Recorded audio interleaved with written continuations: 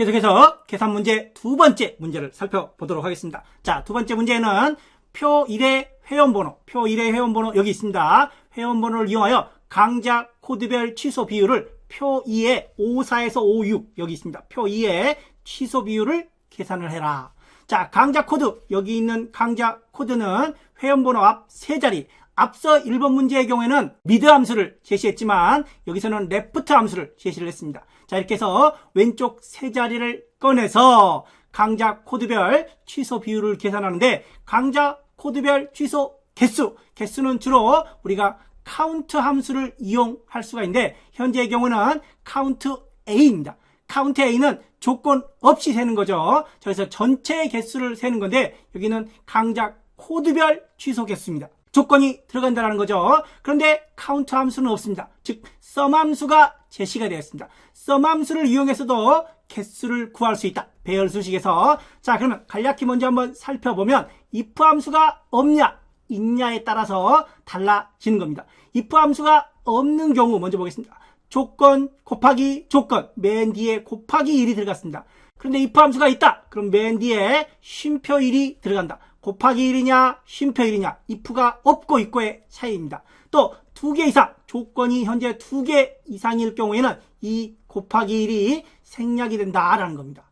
자, 그런데 if 함수의 경우에는 자, 맨 뒤에 쉼표 1을, 조건이 두 개임에도 쉼표 1을 생략할 수가 없다라는 점 참고해 주시고, 다음 조건이 한 개일 때, 여기는 조건이 지금 두 개일 때 봤는데, 조건이 한 개일 때는 곱하기 1 또는 쉼표 1 무조건 생략을 할 수가 없다. if가 있고 없고 상관없이. 그래서 조건이 한 개일 때는 곱하기 1을 무조건 해야 된다. if의 경우에는 당연히 콤마 1이 들어가야 되는 거고. 자, 이렇게 해서 배열 수식, sum 함수를 이용한 개수를 구할 때 배열 수식에 대한 개념을 정리를 좀 해 주시고, 자, 관련 문제 여기 전체 개수 있습니다. 전체 개수는 count A로 문제를 풀어 주시면 될 것 같습니다. 그리고 아울러 현재 if 함수가 제공되고 있다는 점 참고해서 문제를 풀어보도록 하겠습니다.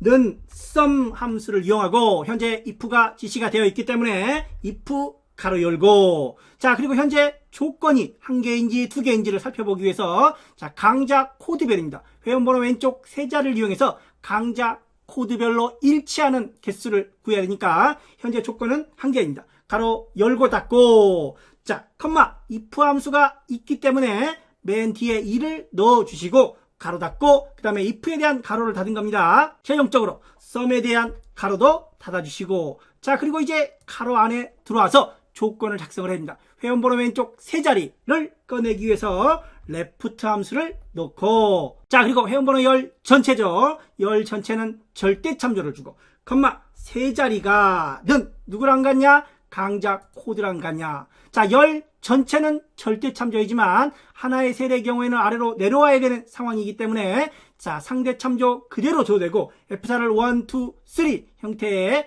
혼합 참조도 가능하다는 거. 자, 이렇게 해서 최종적으로 컨트롤 시프트 엔터를 눌러서 마무리를 해주시면 400%가 나오는 것 같습니다. 현재는 개수를 구하는 문제죠. 4개인 것 같아요. 4개.